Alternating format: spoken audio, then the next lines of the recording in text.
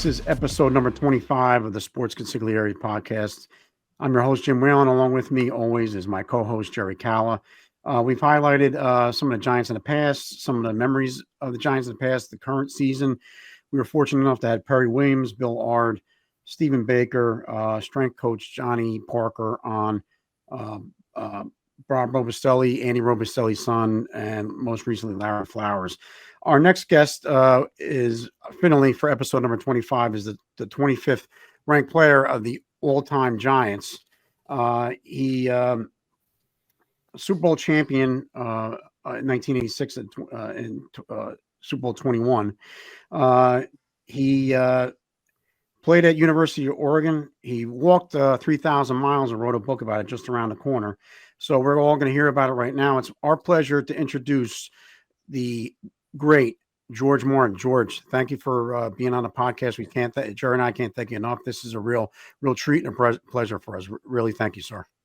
I've been looking forward to it. Thank you guys very much. I appreciate the honor.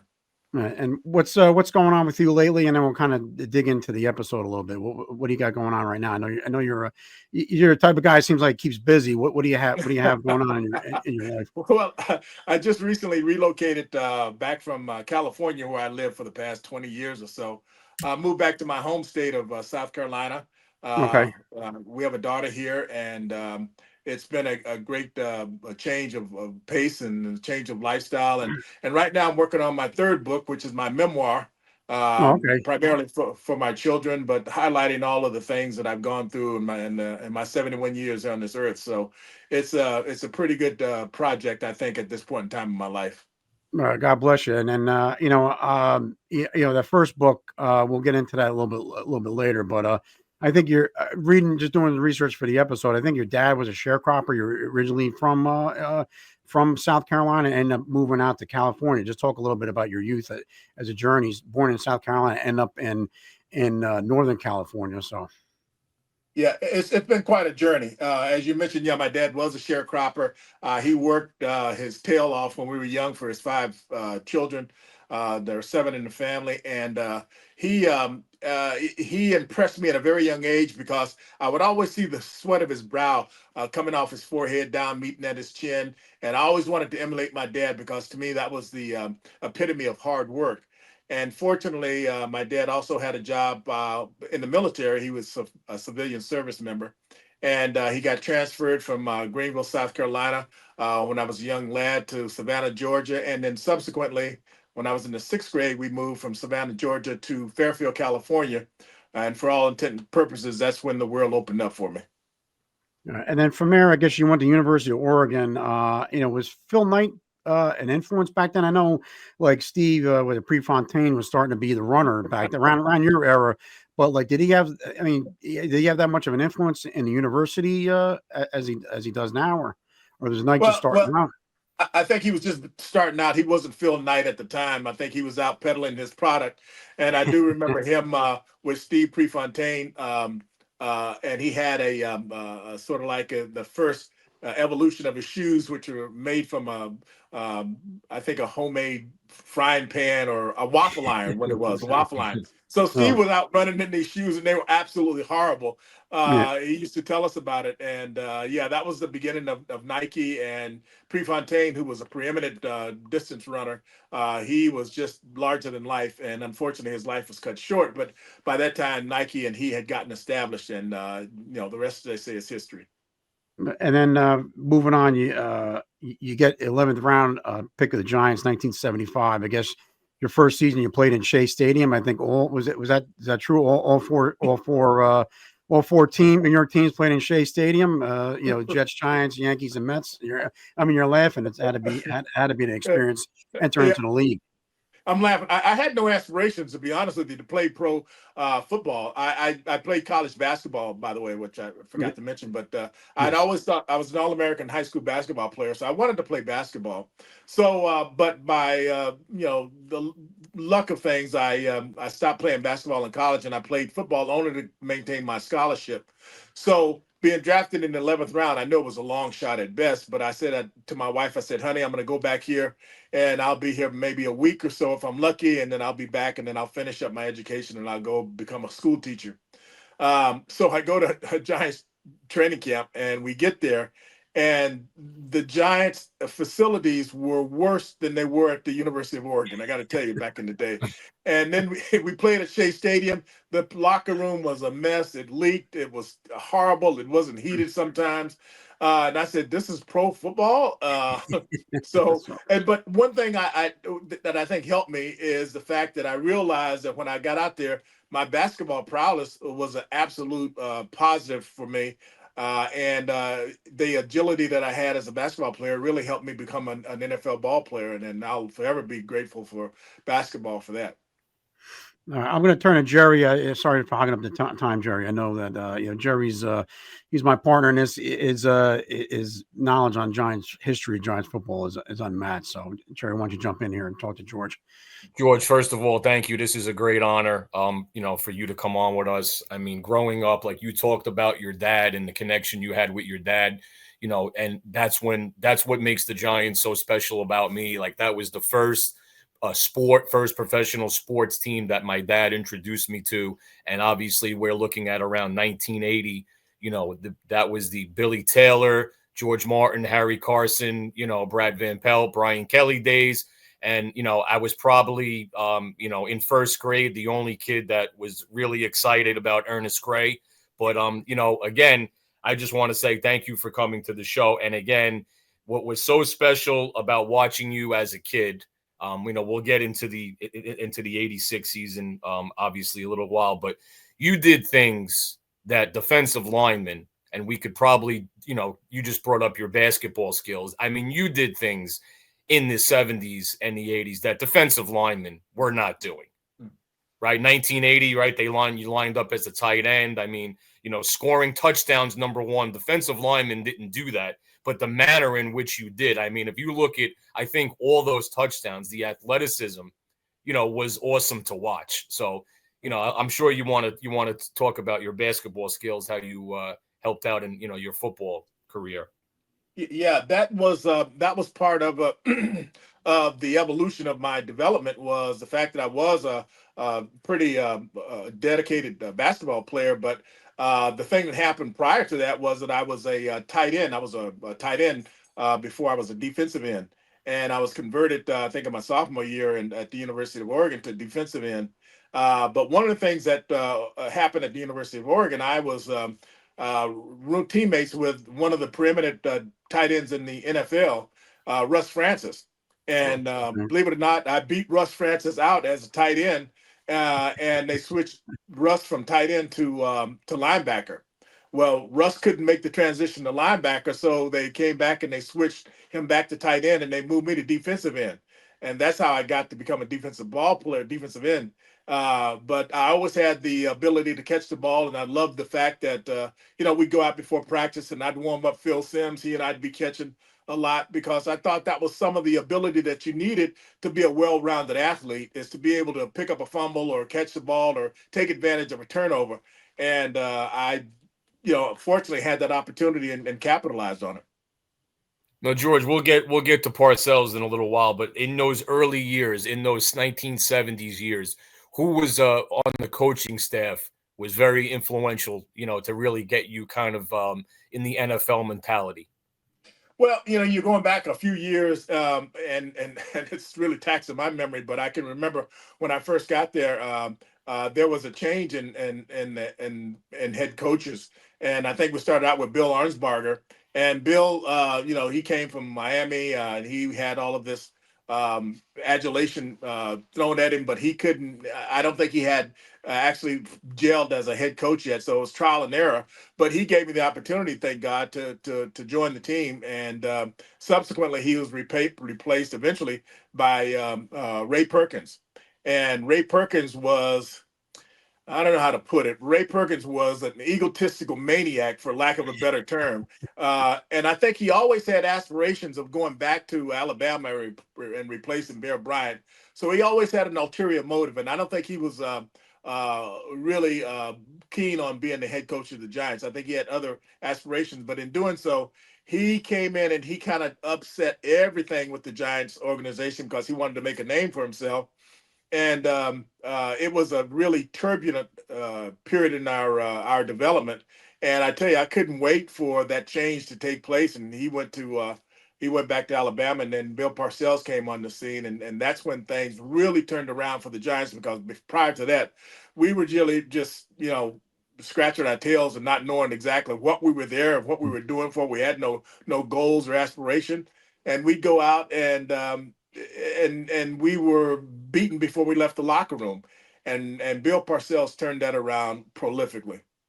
Well, it's funny because when I mentioned to Billy Yard Ray Perkins' name, he sighed for about 30 seconds. Then he paused. Then he looked like he was trying to think of polite words to say. So he talked about he talked about how brutal.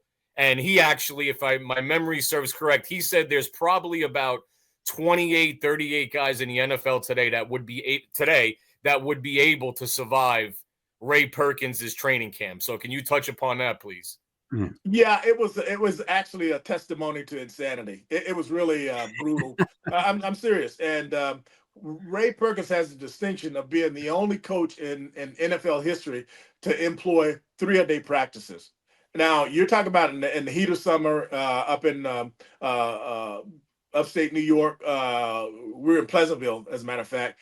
Temperature would get up to 105, and we're out there 3 days. Guys would lose 20 pounds in a day. And that was standard. They would cramp up. We had all kind of medical attention that was needed.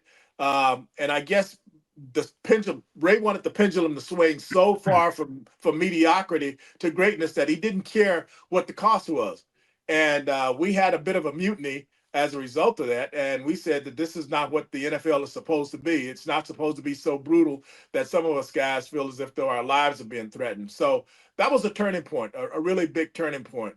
And I think it opened a lot of people's eyes about the brutality of the NFL. And I think that there were some calls made from the league office, and I think it was immediately corrected both by the mayors and the league office.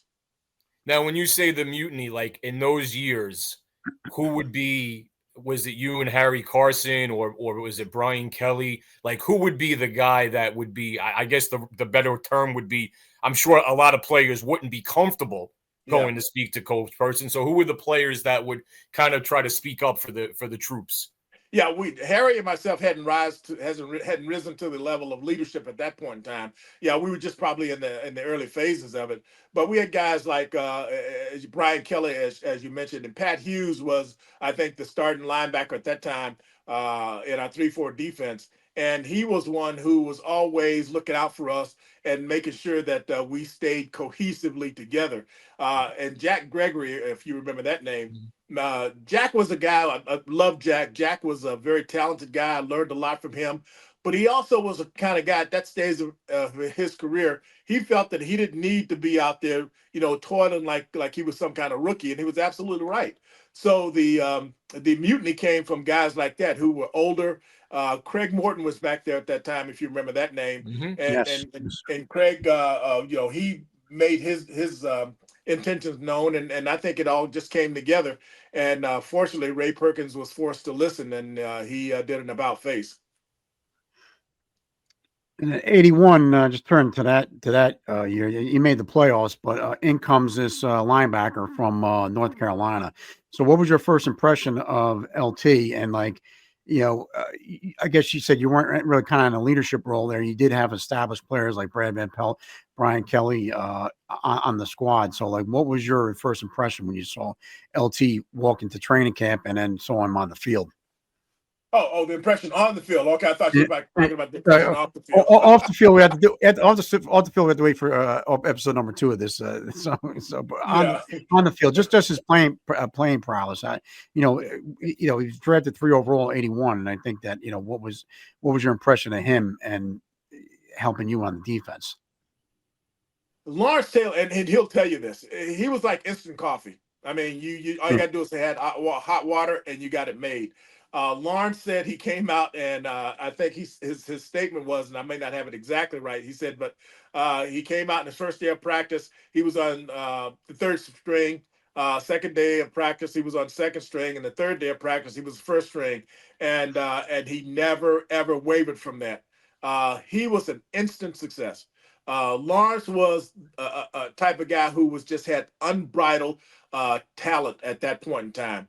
He could do just about, and I've said this all my career. Lawrence is the only guy I know that could have played every position in the NFL, and he could have been an absolute standout at every one of those positions. That's how talented he was. He could have been a quarterback, cornerback. He could have been an offensive, defensive lineman. He could have been a linebacker. He could have been a running back. The guy had skills that were just maddening, and no one at that point in time could match up to him. So when you put him in uniform and you put him you gave him um, uh, uh, as an assignment, he would just absolutely destroy it. I mean, he was one dimensional at first because all he wanted to do was get to the quarterback, and he did repetitively. But Parcells had to groom him and to make him an all-around player and to fit cohesively with the unit. He had to learn how to cover, which was a bit of a challenge for him, but he mastered that. He had to learn how to read offenses, which he was a bit of a difficulty for him, but he learned to do that. And by the time he was in his second, third year, he had mastered it all. And I know, like Dan Dierdorf, I think when he was commentating, I guess he was playing on the Cardinals at the time. He said they saw the tape on LT, but they said when he saw him come out, they didn't realize how big he was.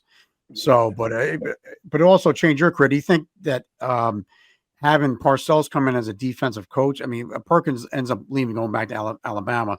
Parcells comes in.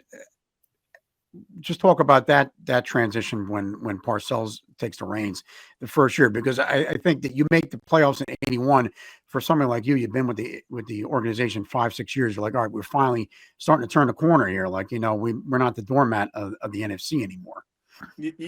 We were devout Parcell believers and followers, without question, because he came to our defense and he gave us cohesion. He gave us, I think, some great results. And for the longest time, it had always been where the defense would say to the offense, "Hey guys, go out and hold them," because we were doing all of that we could in order to remain somewhat competitive in the NFL, and our offense hadn't caught up yet. And Parcells came in and he gave us a lot of spit and polish on defense. He gave us a new direction, and it was absolutely working. But we needed to be, in order for us to be a complete ball team, the offense had to catch up. So when Bill was named as the head coach, we applauded it almost unanimously. And there was some, obviously, as you guys remember, there was a little bit of discourse when Bill was named as the head coach, but eventually it was ironed out, and the rest, as they say, was history, because Bill brought order, he brought purpose, he brought, I think, belief. And as far as I'm concerned, Bill Parcells is one of the best coaches, not only in the Giant organization, but I think in NFL history. You won't get an argument out of us with that one. Yeah, absolutely. So we wish we could get him back now. So I mean, yeah, well, I talked to him last week, by the way, on Yeah. the eve of his birthday had just passed. So I called him up and to see how he was doing. And he was doing fine. He's a little bit upset because he's not golfing as much as he'd like to. But Yeah. he's great.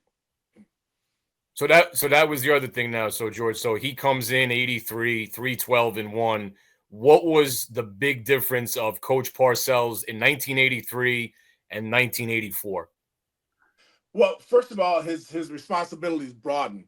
And initially we thought, oh, great, we've got our guy, we've got our coach, our defensive coach, but not realizing that he had to be everybody's coach.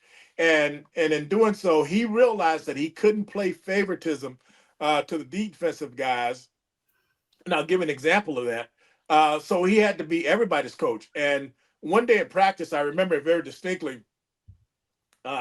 We were putting in a new defense, and they were putting in the offensive playbook. And for some reason, I was just disrupting the offense, and I was doing what I thought was my job, but I wasn't allowing them to get better. And Bill Parcells came up to me, and now I'm one of the chosen ones, one of the defensive captains and leaders, and he read me the riot act right there in front of everybody, called up the whole team, and he just up one side and down the other. And I was fuming. You could see the heat rising from me. So after practice, I'm heading straight like a beeline for the locker room. I'm pissed. And I can hear him say, Martin, get over here. And I didn't want to hear anything. So he called me over, and privately he said to me, he says, you know why I did that, George? And I said, no, I sure in the hell don't. He said, you know what? You're one of the chosen guys. He says, and I want them to know that there are no sacred cows. And he says, I apologize, but they feel if I do that to you, they know that nobody is safe out here. Everybody is, available for scoring. He said, so that's the reason I did that, and I want you to know that. It made me a 180-degree turnabout. I understood exactly philosophically what he was trying to do, and he was absolutely right. And if I had to be the sacrificial lamb in order to accomplish that, that was a small price to pay. And now, also too, sorry, Jim. Also too, with those years, there was always talk that the coaching staff the assistant coaches were very in tune with him because he had a lot of experience and prior relationships with them. So he was with Romeo Crennel before at a previous stop. Belichick before with the Giants during the Perkins years. I think Lamar Leachman, right? If I'm not mistaken, right? He was on that staff. So just talk about like some of the other defensive assistant coaches. And did you know Belichick was going to be Belichick? We knew we knew Belichick was going to be Belichick, and I'll tell you why. Because Belichick was the most one-dimensional person we've ever met in our lives. He had no outside interest. He had absolutely no other hobbies in life. He was strictly football and football exclusively. His personal life suffered for it as a result of that. But Bill only thought about football and football only. There was no room for anything else. And the fact is that Bill Parcells had individuals like he, and you mentioned Romeo, who went on to have stellar careers after the Giants, and that shows you the insight that Parcells had as far as identifying talent not only on the field but great talent off the field as well. And I think his players respected him. But I want to give you one little example, if I may, as to how Parcells just had respect from so many people. I forget what year it was, but it was in a very short succession. Bill Parcells lost his mom and his dad almost back to back. Okay. They died. And I'm telling you, it would have crushed any other normal mortal. But Bill Parcells, I don't know how he compartmentalized it, but he put it aside, and his coaching never suffered, not wavered, not one bit. And through those instances alone, Bill Parcells gained immeasurable respect from every corner of the New York Giants organization, because any lesser man would have folded under that kind of pressure. Yeah, that's a great story, George. Thanks for sharing Absolutely. that. So, but get back to Bill. We talked to other Giants like Stephen Baker, Perry Williams. Like, what was the secret sauce about Parcells? And then even Johnny Parker, we spoke to him. He said he kind of like disseminated through 6 players on the team. And then obviously you were one of the 6 players against Harry Carson. So what was his kind of his leadership style to kind of get the most out of everybody? Because it seems like everybody talks about him. They all say the same thing. They love the guy, but man, it's just he could just be a pain in the neck. So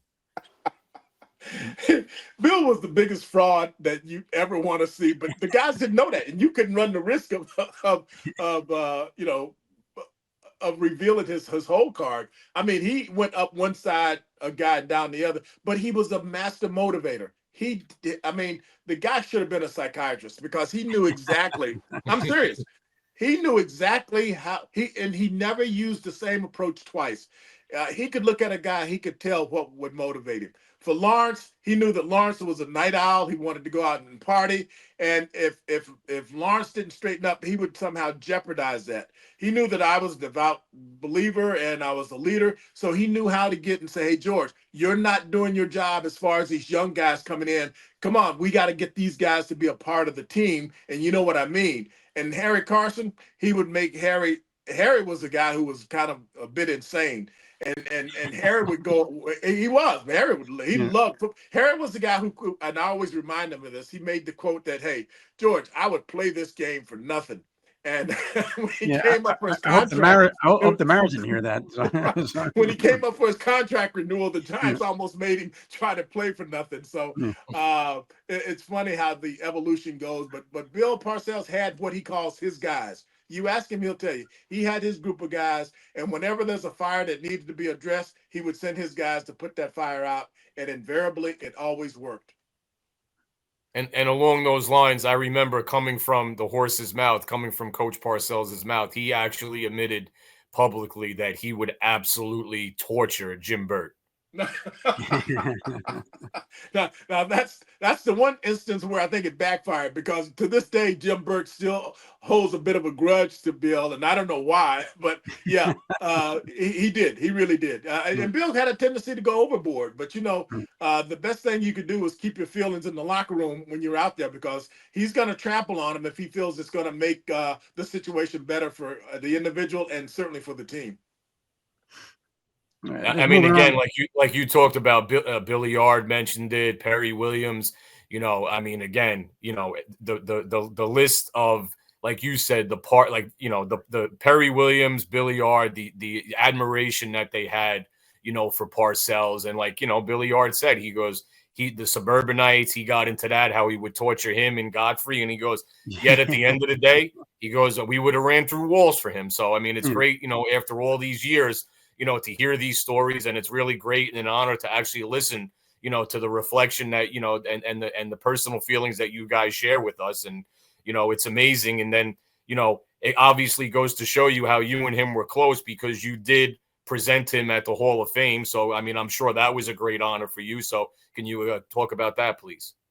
Yeah, before I do that, let me just make mention of this. You guys have this show, and there's a number of shows like this, and you guys might think that these shows are only beneficial to the viewing audience or the listening audience, but I can tell you what, that when we have the opportunity to go down memory lane, and we have the opportunity to relive the years when we wore younger clothes and we were full of piss and vinegar, it is absolutely an honor, and it's a pleasure for us to do so, because we get to rekindle in our own mind some great moments in our lives, and some friends that have become lifelong.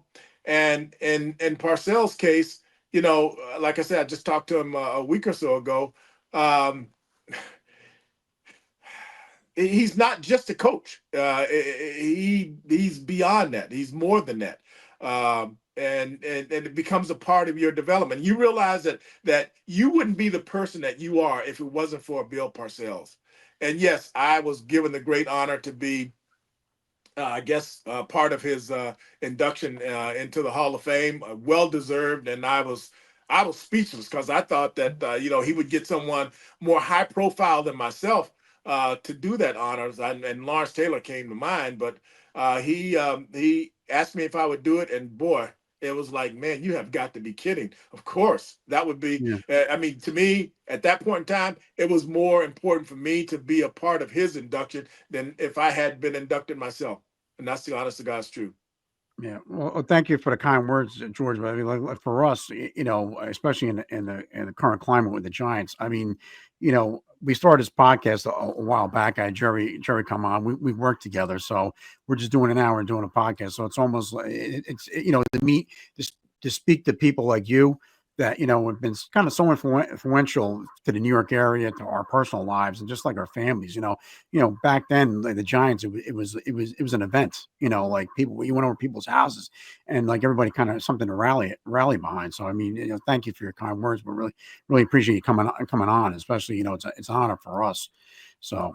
And George, just to add upon that, right, real quick story. So last night I'm talking to my dad. He's 76, so he's going through a few health issues now. So I said, guess who's coming on tomorrow? And it was like, as soon as I said your name, he got lost in the phone. And he goes, remember the interception? Remember the interception? Yeah. And then that led into what we were talking about. It was like we both drifted. And for me, I was 12 at the time, 86. So it was just, you look back on these times and, You know, just even that, Yeah. you know, we're talking about this now. We talked about one interception for 20 minutes. I mean, Yeah. you know, it's unbelievable. And by the way, I'm not going to lie. As a 12-year-old kid, I didn't think you were going to make it. No disrespect. Well, I Probably. can tell you, I didn't think so either. Yeah, it looked like you wanted to pass it off to LT, but like That's because, well, hold on. That's because Lawrence wasn't blocking. He should have been blocking in front of you. That's right. Yeah, but everything comes back to Bill Parcells. I think Bill Parcells, that was the greatest football player I think he ever saw in his life. Yeah. And it just showed your basketball skills. I mean, the reach, and then John Elway's probably kicking him. Did you ever talk to Elway about after that pass? Did you ever see him like? No, yeah, I did. I did see him. We were at an event. I forget what the event was, and I walked up to him and introduced myself. Yeah. I introduced myself to him, and he turned away. He turned away. Yeah. No, I mean it was laughable. He did it jokingly. Yeah. But I also think, George, I mean, listen, that is, I mean, probably easily top 5 my favorite Giant plays of all time. But I will say this. Everybody talks, you hear George Martin, oh, remember the time he intercepted Elway and took it back to the house and, you know, blah, blah, blah. But again, I think what people, I don't want to say forget, but what maybe needs to be talked about a little bit more, the safety in the Super Bowl, taking a guy, because, you know, again, in 86, right, you guys go into the Super Bowl, smash mouth, you know, tough guys from Jersey defense. And, you know, at that time, the AFC style of play was a little bit more open. You know, Elway, Marino, even Kozar. I mean, there was a lot more guys, you know, in the AFC that they were putting up points, really throwing the ball. And I think in that Super Bowl, you know, Elway was seen as a larger-than-life person, and just, you know, having a safety, you know, taking that into halftime, you know, against a quarterback like Elway, I think, you know, that made the game 10-9. And I think that really, you know, really set the tone for the second half. You know, people have said that all throughout my post career, how important that safety was. And by the way, incidentally, that was the only safety that I ever had in my 14-year career. Yes, and yes. it was so pivotal. And I think it was a momentum swing for us. And something else happened. I mean, when we got out there in the Super Bowl, we didn't realize, because we were coming from a cold weather climate. We went out to California, and it was hot, and we had suffered that first half of the game until we acclimated. And I think once that safety occurred, we all kind of got rejuvenated, and you know that kind of set things off on a very positive note. But you know, it's instances like that that really kind of become the hallmark of one's career. And I'm so proud, because if I hadn't gotten to the Super Bowl, I would have thought that my career for all 14 years were in vain. And I tell young guys always that that should be the thing that you strive for, the epitome of whatever industry you're in. And for us, it was the Super Bowl, and I will forever be proud that we, the New York Giants, attained that victory. And then moving on, I guess you retired in '88. Like, how do you know it was? I mean, 14 years. That's an established career. Like, when, you know, did you have an exit plan, and when you knew it was time? Like, and then did you consult with like Parcells or anybody else on it and say, hey, listen, the '88. I think I'm 14 years in a career. I think I'm gonna call it a career. You ponder a little bit on your retirement from football. Yeah, I think every guy has to look in the mirror and have some reflection as to when the clock has stopped ticking and time is up. For me, I didn't want to have someone tap me on the shoulder and say, hey, George, you're overstayed, you're welcome. So after my 10th year, which is a nice round number, you played 10 years in the NFL. How many people get to say that?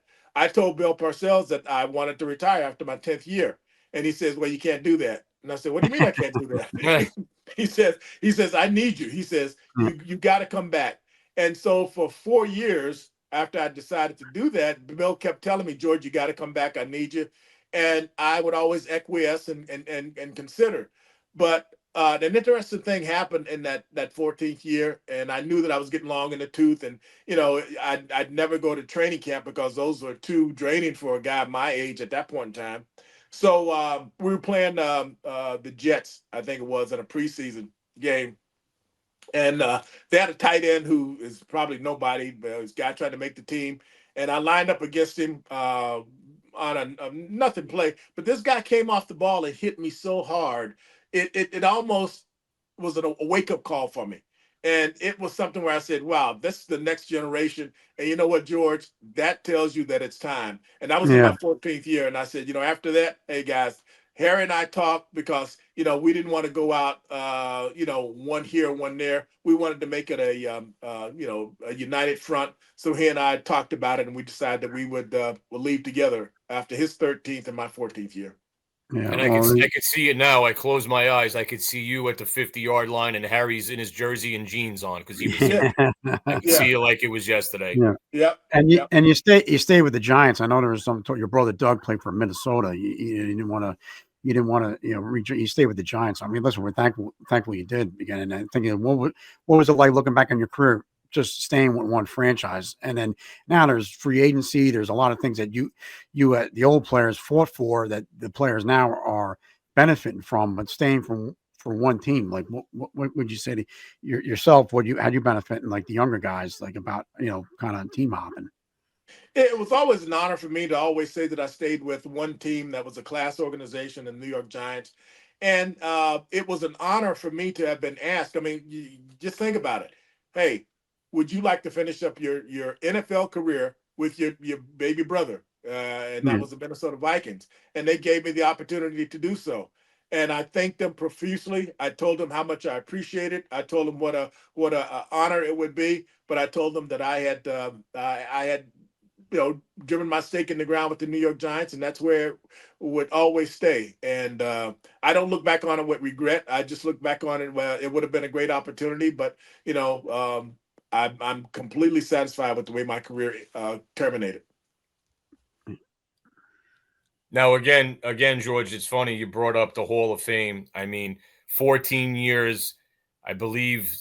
There's a little debate, right? How many sacks? The Giants have you as 96 career sacks. Mm-hmm. The official NFL total is 46 because it wasn't an official stat until 82. But I mean, like the Hall of Fame is such, particularly in sports. I think the Football Hall of Fame, the process is just very, very difficult. But listen, and I'm not just saying this because you're on the show. 14-year career, Super Bowl winner. You had almost 100 sacks. I mean, you are a Hall of Famer, in our eyes. And, it's a shame because, I think, yourself and a few of your teammates, Carl Banks being one, should be in the Hall of Fame. I mean, do you have any comment on the process, or have you? I'm sure you have to think about that from time to time.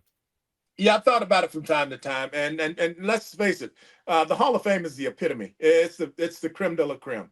And do I think that I deserve to be in that pantheon of players? No, I don't. I really don't. I think that I had a great career. I sit back and I say to myself how improbable it was that I was a professional athlete in the NFL.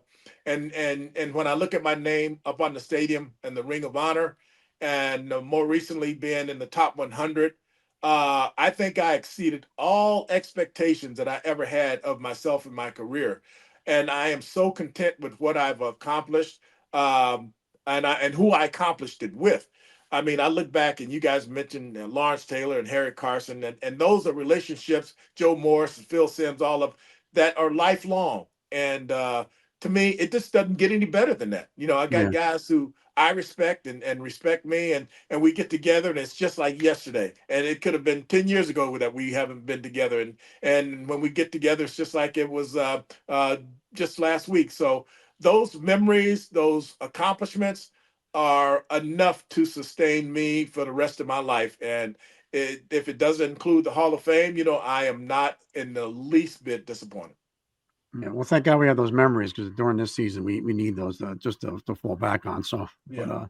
but there's you retiring, and I guess you get into the financial industry, and then you had some affiliation with Fairleigh Dickinson. I know we had Perry Williams on. I guess you both yeah. I guess you end up going back to school with Fairleigh Dickinson. You had some affiliation with the school. Just talk a little bit about and then I guess you created I wrote it down here. It's a like a minority athlete. I don't exactly know what the title is, but just to kind of give back to minority athletes. Just talk a little bit about getting involved in the financial career, and then also like what you did in the private sector. Yeah, that's a pretty convoluted array of things. Number one, back when I was playing, I think the percentage was somewhere around 30 or 40% of the active players had college degrees. And the problem that a lot of guys had when they matriculate from professional athletics to the real world is that they weren't prepared. And again, as I said, as a leader of the New York Football Giants, I realized that I had to set an example for that. And myself not having completed my college degree, I thought, what better way to do that for me to go back and get my degree? So when I approached Fairleigh Dickinson University, I asked them if they would have tolerance for other people or other players like myself. And they said not only do they have tolerance, they have a program, a degree completion program, which they would be glad to implement with the Giants. So I went back to Parcells. I asked him if I could approach the team. He, of course, agreed. And we had a team meeting. And at that meeting, along with myself, I think there were 7 other guys that signed up to go back and complete their college degrees. That program, that singular program, caught the attention of the commissioner in the NFL. And as a result of that, eventually it was implemented throughout all 32 teams in the NFL. And I am eminently proud of that accomplishment alone.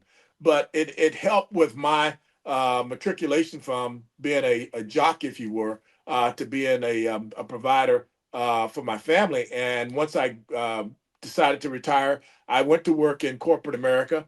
I initially went to work for a commercial printing company called Tana Graphics. And it was a great transition. It was very smooth. I went to work as an executive, and I learned a lot through my 7 or 8 years that I was there with Tana Graphics. And from there, I was recruited from Tana Graphics by a Mutual of New York, a life insurance company, which eventually became Money, the Money Group. And I stayed there for almost 10 years. And then I was asked to come back and become an executive with the NFL because I had been, during my playing years, I was president of the NFL Players Association. And when I retired, they asked me to come back and be the executive director of the NFL Alumni Association, which I did. So it was a lot of hats that I wore, and it certainly didn't leave me idle at any point in time. I learned a lot, and hopefully I helped a lot of people, but it was something that I felt necessary to do. And that's sort of like encapsulates the post career of George Martin. No, it's a great story, George. And Yeah. one other quick question, like, again, you retire, like you said, you have the memories, you called Coach Parcells for his birthday. What other teammates are you still in contact with? Oh, wow. Well, my phone hardly stops ringing because I wore those other hats. A lot Yeah. of guys call me about, benefits and stuff that they feel they might be entitled to as a result of playing in the NFL. Some of the spouses call because some of the guys aren't as intuitive about their benefits as they should be. But recently I spoke to Joe Morris. And by the way, we have this thread of emails that we use all the time. Curtis McGriff and I talk on a regular basis, very frequently, along with Jerome Sally. I mean, the list goes on and on and on. And invariably, we just had an event at Giant Stadium where they welcomed the 100 guys, and we were enshrined there at the stadium. And we saw guys like Byron Hunt and so forth and so on.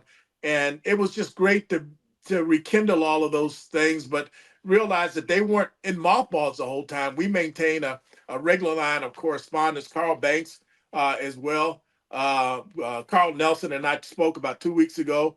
There are always things that are going on that will require us to sort of integrate together, and that's a great thing because the New York Giants themselves, and this is a nod to them, they have a lot of events that go on, and they include a lot of the alumni.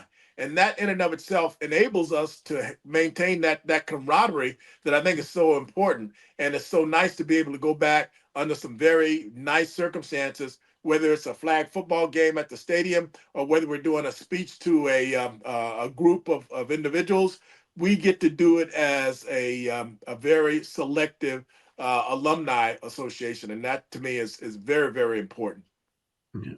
Well, George, and I just got to finish up with this. I know, thanks for your time. I know we're getting on to it, but like the walk for 9/11, Jerry and I are both first responders. I had 4 classmates that perished in 9/11. So it was, I guess, in '08. I don't know. I guess it wasn't a social media thing. You raised millions of dollars for it. Just talk about, and you walked across the country. Like what made you? I mean, obviously your wife was probably like, I don't think she went with you, but she probably, I'll meet you in California. But like, what was the inspiration for that? And first of all, thank for doing that. Just creating awareness for the health, because people are suffering. They're still suffering. And I know that the government got involved, and you wrote a book about it, Just Around the Bend, and you just talk a little about your inspiration on it, and thank you for doing that. So, I'm a native of South Carolina. I was born in South Carolina, but I think I was a transplant New Yorker, uh, philosophically speaking. And on the morning of 9/11, I can remember it very distinctly, and the horror, the horrific event that took place. And I looked at that over and over again in my mind's eye, and I will never ever forget it. Never forget it. And the thing that came to me over time was the fact that New York embraced me. New York put me on a pedestal. New York was a place that I now call home. And what better thing for me to do than to reciprocate to New Yorkers? And I thought that the way I could do that was to give back to a very special program. And there was a big need, a medical need for people who had obviously experienced that. And so I met with a lot of people, including the New York Football Giants, who should be applauded for this because they supported me in that endeavor. And I said I wanted to both bring awareness, which was very important, but also raise money in the process for needy people of 9/11. And that's what it was called, a journey for 911, which would see me walk from the George Washington Bridge and on the New York side all the way to California, San Diego, California. And we raised $4 million, and each dollar that we raised was matched. So we raised $8 million for Journey for 911. And to me, yes, touchdowns are great. Getting pats on the back for a quarterback sack, but nothing is better than to be able to tangibly impact someone's life by helping them financially or whatever the case may be, or bringing awareness to their plight where others can help them. And a journey for 911 was something that I feel was a milestone in my post career. I'll just add a couple more things, and I'll let Jerry close out the episode. But if for the new book, when do you think it's going to be released, and where can people find it? I'm about 2/3 of the way done with it. I think that it will be done this year for certain. Okay. And I'm not quite sure where they'll be able to find it because I haven't decided how I'm going to market it as of yet. But it will be a reflection of my life in its entirety. And I hope that people will embrace it. But more importantly, I want to leave that as a legacy to my to the Martin the family. And then just thank you, George. Thank you for bringing awareness, and thank you for coming on the show. And thank you for bringing awareness to 9/11. Like I said, I lost friends on it. I know, that people are still suffering from it psychologically and physically. It was a tragic event, and like I said, your giant group, for some reason, they were embedded in the community here in the '80s. I just wanted to thank you for doing that. So I'll pass along to Jerry, who'll close this out. Like I said, it was a real honor to speak to you. Thank you for your time and being a great giant. My pleasure. George, again, my daughter's 22. I believe she was 5. We actually met you at an autograph show, so that's about 17 years ago. It was a tremendous interaction. She took a picture with you. So again, George Martin, number 75, giant great, giant captain, Super Bowl champion, champion on and off the field, NFL Players Association, 9/11, involved in the community, still very active. And again, George, this was, I don't mean to geek out here, but this was, huge for me. Talking to you makes me think again of my dad going to games, watching the Giants in the 80s. And I think, like you touched upon it, like what was special for me as a fan, 14 years with the same team, the way where you represented yourself, your family, the organization, the New York community was first class, just like you were in this interview. Absolutely first class. And again, we thank you.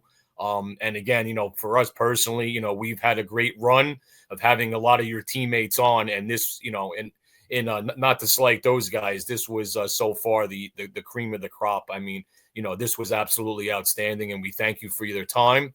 We wish you the best. We'll keep in touch. Happy Thanksgiving to you and your family. It was a great honor. Happy Thanksgiving, George. I really appreciate it, son. Thank you guys very much. It was an honor. I really enjoyed it. It was a pleasure, and I wish you guys the very best of the holidays as well. Thank you. Thanks, George. Thank you. Thank you, George. Bye-bye. Bye-bye.